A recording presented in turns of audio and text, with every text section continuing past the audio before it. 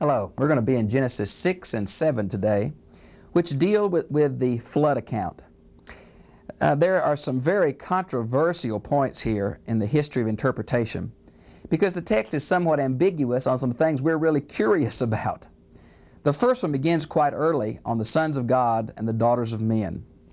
There's been a real hair pull over that, does that refer to the line of Seth marrying the line of Cain, or does it refer to the angels marrying human women?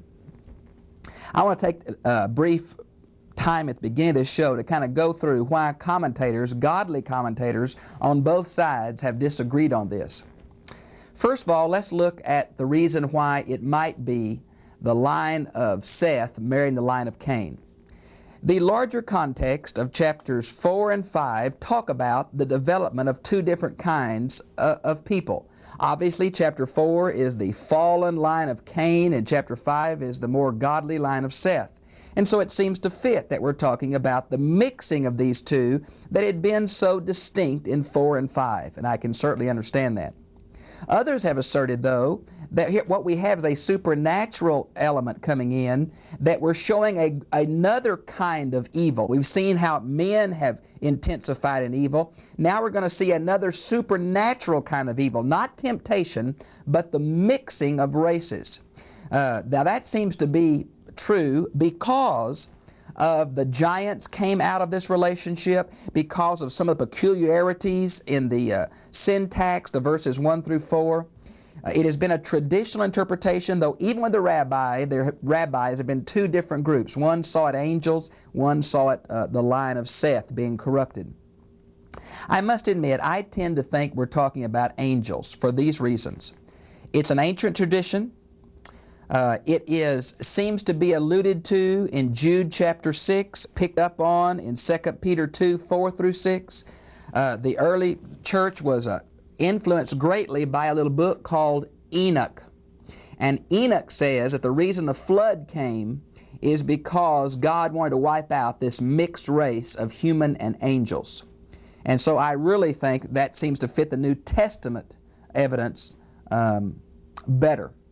So let me go back through here and see if I can give you some insight into this. Now it came about that when men began to multiply on the face of the land, the daughters were born to them. It doesn't imply they didn't have daughters before, but they were having more daughters. And it came at the sons of God. Now Enoch and we learn from the Qumran literature, the Genesis Apocryphon, both think it's angels. Now the term sons of God refers to the angels most often. We see that in Job 1:6, Job 2:1, Job 38:7, Daniel 3:25, Psalms 29:1, and Psalms 89:6 and 7. Now the phrase in its singular form, meaning children, is often used of human beings. We see that in Psalm 73:15, we see it in Deuteronomy 32:5, and we see it in Hosea chapter 1 verse 10. So it's not always angels, but it is most often. You say, well, why would angels want to take women? Well, the book of Jubilees, which is mentioned in this very good book on Judaism by Moore, volumes 1 and 2, particularly in volume 2 here on page 315 mentions, and the book of Jubilees, it says the angels came to teach men about civilization. But as they were teaching them, the beauty of the human women lured them, and they fell through their lust. Now you say, well, but in Matthew, let's see, 22:30, it says that angels aren't sexual beings. Well, the angels we're talking about here, I think, are the angels of Jude 6 that are into Taurus. They're in chains. They were a different kind of angel. We know that angels came in human form quite often. So I think one group of angels had sexual possibilities, and either God stopped that at this point for all angels, or this was a special group. So I don't think it's necessarily the Matthew passage completely removes the possibility of angels here. Well, why else would angels want to come?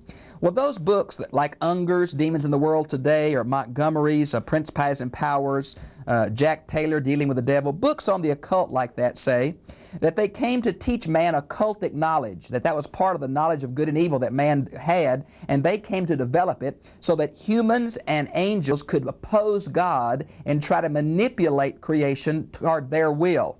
Others say that they tried to give immortality to man by mixing the seed of angels with the seed of men, and that they're trying to thwart God's will, and that may be true. Others say it's a way to pollute the messianic line of Seth with angels, which would foul up God's plan for redeeming man. Now, if any of those are true, or a little bit of all of those are true, I simply don't know. We don't have enough information. Now it says the daughters of men, that's usually, of course, a way of referring to human women, were beautiful. So obviously lust is a problem here. Now whether it's of Seth's line or of angels, we can't be dogmatic, but there's a sexual problem developing here. And they took wives for themselves. This means marriage. Now that's why some say it can't be angels, because they didn't certainly marry women, but we don't know that. They didn't come and make their settled abode here. But it means marriage. And whomever they chose. I mean, they could take who they wanted to. Married women, unmarried women. That seemed to fit more of angels coming and capturing women than it does Seth's line coming and just taking Canaanite women.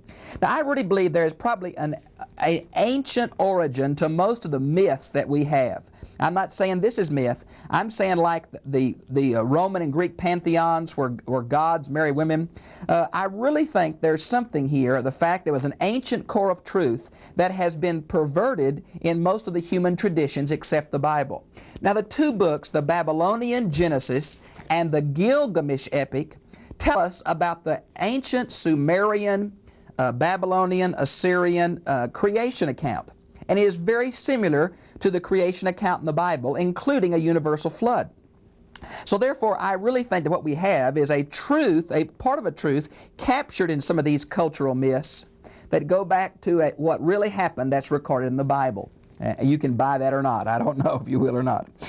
Verse 3, Then the Lord said, My spirit will not always strive with man forever, because he is but flesh. Nevertheless, his days shall be 120 years. Now that's very difficult, and part of the problem interpreting comes from this. My spirit, the word spirit means ruah, wind, breath, that kind of thing. My spirit will not always, now the word strive is a possibility, remains a possibility with man forever, because he is but flesh. Now today's English version seems to imply that he is mortal. And if that is true, it lends itself toward the interpretation that we're talking about angels trying to give man immortality, and God said, no, we're not going to do that. Nevertheless, his days shall be 120 years. Now, some say this means that God's giving him a time of grace to repent. Noah is going to be a preacher of righteousness, we learn from 2 Peter 2:5. And so it's kind of a grace period to see if man will turn back from his evil, his occultic practices, his sexual urge, his mixing with the angels, whatever. Others say, no, it refers to the fact this is going to be man's life span after the flood. But of course we have an account of man living longer than this. The 120 years has caused people a problem because Noah's 500 when God starts dealing with him, and the flood comes when he's 600, and that's only 100 years. So the rabbis say that God came 20 years earlier, but the Bible's out of chronological order. Now how to solve it, I'm not real sure. And the Nephilim, now this seems to be a Hebrew word from the fallen ones, is translated by many ancient ones, the giants. You see that in the Septuagint, you see it in the Vulgate. Numbers 13:33 seems to add to that. Now, those who disagree with this being angels here make this term mean the tyrants. That'd be Martin Luther, and a modern commentator I like so much, Loophole, make it ruffians, tyrants, bullies, that kind of thing. But Nephilim seems to be connected with the Rephaim, which would be the giants. And so I think this is one evidence that we are talking about that a very powerful group of human beings came from the union of angels and women. Now, it says, we're on the earth in those days. Those who don't believe it was angels say, see, they were already on the earth before these two groups came together. Others say it implies that these giants came out of the union, and I'm not sure from the Hebrew which it is.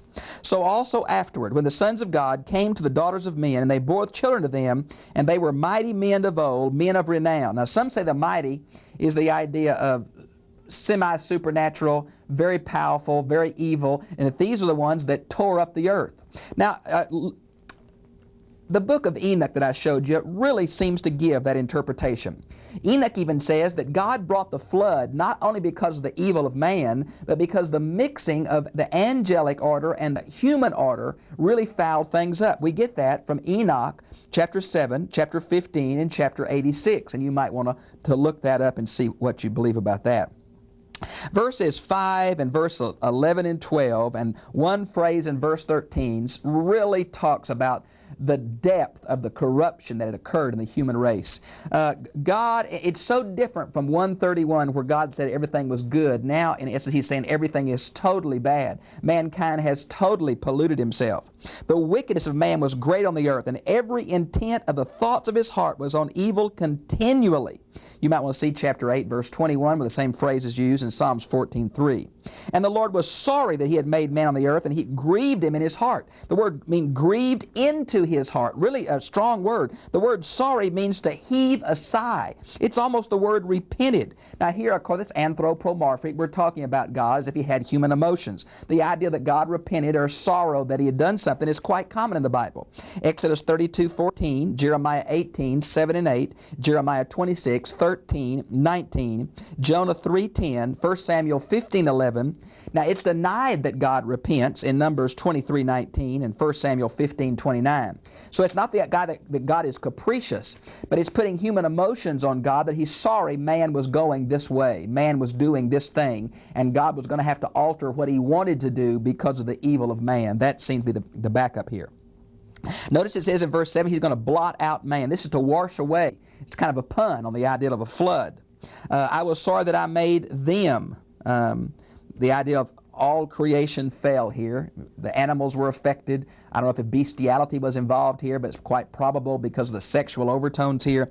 Whatever, it was total corruption. Verse 8, and Noah found favor in the eyes of the Lord. Here's another anthropomorphic phrase. God doesn't have eyes. It means God saw that Noah was a godly man in his generation. And these are the records of the generation of Noah. Noah means rest. And he was a righteous man, blameless in his time. The word righteous means he conformed to the standard of what he understood God's will to be. The word righteous means a measuring reed. And the word blameless means complete. It's used of sacrificial animals not having a defect. Here it means not he was sinless, but that he had integrity or wholeness of heart toward God.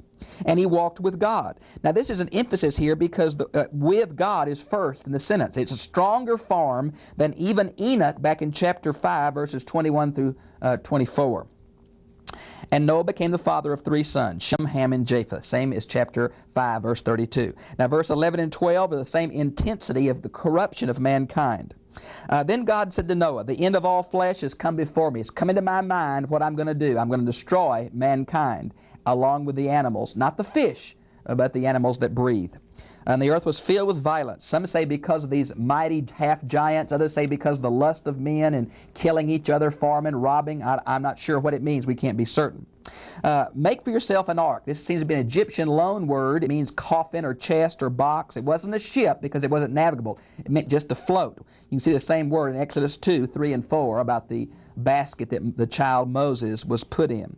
Of gopher wood, we have no idea what this means. It seems to be a certain shape as it's translated in the Septuagint. It seems to be a type of wood, many scholars say, possibly cypress. Some say from the Vulgate it means smooth wood, but we just can't be certain. We don't know. You shall make an ark with rooms, and you shall cover it inside and out with pitch. The same root for pitch means to cover. We get the word kippur from. It seems to mean it was a way of water sealing this already very resinous type wood. And this is how you shall make it. And it gives the length, 300 cubits, breadth 50. Now a cubit is distance from man's longest finger to his elbow. Now there's a longer cubit in building we find in Egypt, which is 21. Let's assume it's 18 inches. The size of this ship would be 450 feet by 75 feet by 45 feet. A large ship, about half the size of the Queen Elizabeth. II. Now, notice it mentions in verse 16 about a window. You shall make a window for the ark. Now, this word window has been greatly disputed. It means roof, and some think it means that, but most feel like is a different term for the word window used in chapter 8, verse 6. This is probably an opening around the top of the ark where the roof overlapped it for air and light because it had been really stuffy with all those animals in there. So maybe it's a window or an opening for ventilation and light around the top, close to the roof is what I really think it is. Verse 17, behold, I am going to bring the flood. Now, the flood may be from an Assyrian word to destroy. We're just not sure. I wish I had time to talk about all the theories. There are two basic, a universal flood that's captured in the memories of many peoples around the world, and a local flood. Now, the biblical text seems to require a universal flood, that maybe the land mass fell, or the mountains were as high as they are today. But it's not that you're a heretic if you believe in a local flood. This is somebody I trust very much. It's Bernard Ram, the Christian view of science and Scripture, and he argues for a limited flood. But another very good book is a book, The Genesis Flood by Whitcomb and Morris, and they argue very persuasively for a universal flood, and they are very technical. So if you're interested in a technical discussion of the flood and the geological formations that resulted and all, I hope you'll get this, The Genesis Flood by Whitcomb and Morris. Now, notice it says, to destroy all flesh, in which is the breath of life. And the breath of life, ruah, same word as spirit. Remember how God put the breath of life both in animals and in man. This is not the idea of he breathed in the man the breath of life. That's man's uniqueness. But the breath is in all animals. And I will establish my covenant, verse 18. First time that term's been used, it'll be explained in chapter 9, verses 8 through 17. And look at verse 19. And every living thing of flesh you shall bring. But look at last part of verse 20. They shall come to you. The animals came to Noah, and apparently he put them in the ark where he wanted. There were 3 levels. Maybe the carnivorous animals were on one level and the other animals on the other. We don't know exactly. Maybe the bottom level was for excretions and food stored up. We just don't know. There were 3 levels. Some say the word rooms doesn't mean divided by wood, but divided by reeds. We just don't have any idea at all about the construction of the internal aspect of the ark, except the limited amount of knowledge we have here. It said Noah did all this. And then in chapter 7, the Lord said to Noah. There's been a lot of discussion about that there's a J document and an E document, meaning Yahweh and Elohim. But if you notice, Yahweh talks to Noah in verse 1, and Elohim talks to Noah in verse 16. And higher criticism has really had to try to jump back and forth to try to explain this. I really reject the JEDP theory. I think Josh McDowell's book's Evidence, More Evidence That Demands a Verdict, Volume 2, on this is very helpful, and I think you ought to get it. Now notice where it says, enter the ark, you and all your household, for you alone I have seen to be righteous before me. Notice the righteousness of Noah, the benefits of that were passed on to his wife and his kids and their wives. They did not have the level of righteousness Noah did. Now, I don't believe in the merits of the saints, a Roman Catholic view, but I want to say there's an element of truth there.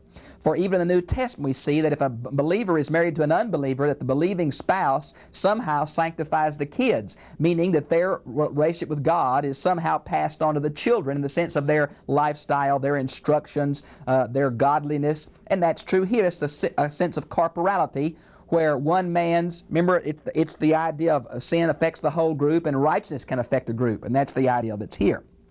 Now, notice where it continues then, and you shall take for yourself clean animals. Now you say, well, how does he know who's clean and unclean? Well, some commentators say, well, it's obvious that a lamb is clean and a hyena is unclean, and a dove is clean and a vulture is unclean. It's just a common thing. Maybe that's true as a common kind of view there. Most say, the rabbis say that Noah had a copy of the Torah and he read it and found out. Well, I think that's a rabbinical speculation. They say the Torah was pre-existent, and I think that just is a bias they have that's non-exegetical. Really, I think this must be connected somehow with sacrifice that started back in the time of Cain and Abel, and is not fully developed until the Mosaic Law. Many parts of the Mosaic Law took that which was common in the culture and put new significance on it, and so I think that's probably what's happening here. Now it says 7 pairs. Some think it means 7 twos, and others think it means 7 individual animal, 3 pairs. Now the ones who think it's 7 pairs are the Septuagint, the Vulgate, and Ibn Ezra. Those who think it's 7 animals are Chrysostom, Augustine, Theodore, Calvin, Kyle, and Delitzsch. Now which it is, I don't know. Some say it's 3 pairs with an extra one for sacrifice. I just don't know. And the birds of the sky, 7 pairs, male and female, to keep the offspring alive on the face of the earth. So after 7 more days, now the rabbis say this 7 more days is mourning for Methuselah. For they say the flood didn't come until a week after Methuselah died, because God respected Methuselah's righteousness. Again, that's a rabbinic legend that we simply cannot back up. We don't know why the 7 days, except God was giving Noah last-minute preparation, saying, fella, it's coming in a week. You get ready. Make everything ready. This doesn't mean he loaded all the animals in 7 days. Many of them may have already been loaded, and just the final implements done. We just can't read too much in here now. It began to rain 40 days and 40 nights. Now, 40 is a number that appears in the Bible over and over. There's a good little book out called Biblical Numerology you might want to get that shows the meaning of different terms, numbers in the Bible. I think the word 40 means a long period of indefinite time. Now, there are some places where it means 40 right on the money, but most time it means just a long period because they sure didn't have calendar quartz watches then. Now notice it says every living thing that I made. Well, that doesn't include aquatic life because apparently they were not killed in the flood. Now Noah was 600 years old when the flood came. Now if you go back to the last chapter, he was 500 when God spoke to him. It's only been 100 years. What happened to the other 20? Well, the rabbis say he spoke 20 years before Ham, Japheth, and Shem were born, and he simply fulfilled it after his sons could help him. I don't know what I believe about that. Now, verse 11 gives the exact dating. And the dating is very, very specific. It mentions the second month, the 17th day. Boy, this is trying to date it. This is acting like it is a very historical event. This is not some mythological character. Now, I agree it has some connections with these ancient Near Eastern myths, but it's so very different that the differentness is greater than the similarity. I believe they go back to one historical core that has been perverted since the Tower of Babel when men were split by God. But whatever, here's a very specific date. Now it says the fountains of the great deep were opened, the floodgates of the sky were opened. Now apparently it began to rain profusely, and the underwater caverns were broke up. Now I don't know if the continents fell, for at one time water covered the whole earth. That it seems to be that we're reverting back to that pre-creation, where God's going to start over except for this one righteous man and his family and the few animals that he'd already created. Notice God uses natural means. He doesn't recreate again. He uses natural means to preserve his already finished creation. How many animals there were, if there are as many as there are today, how the animals got to different parts of the world, all of these are questions we cannot answer because we have limited knowledge. I personally believe that the continents fell, and I feel more comfortable with a universal flood because in all cultures, even American Indian cultures, is an account of an ancient flood. So I personally believe that, but I sure like Bernard Ram and his understanding. I hope you'll get that little book, Christian View of Science and Scripture. It's very helpful. He has a Ph.D. in the philosophy of science and a Ph.D. in theology, a unique combination to cut through some of the junk that's going around in our day. And the rain fell upon the earth 40 days and 40 nights. I like Bill Cosby's record on this where he says, I'm going to let it rain. He says, why don't you let God said, I'm going to let it rain 3 months. And Bill Cosby says, why not 40 days and 40 nights let the sewers back up? Well, there's some humorous things here. You almost see Noah with all those animals and all that mess and all that squeaking and honking and barking and chirping. I don't know how the old boy didn't go physically berserk staying with those animals for about a year. But anyway, we don't know all that. We can imagine and think, but we're just not sure. On the same day, Noah, Shem, Ham, and Japheth, the sons of Noah, Noah's wife, he was monogamous, so was his children, and 3 wives of his sons entered the ark. Now some say because they're mentioned different here, the rabbis say that means they could not live together as man and wife while they're in the ark.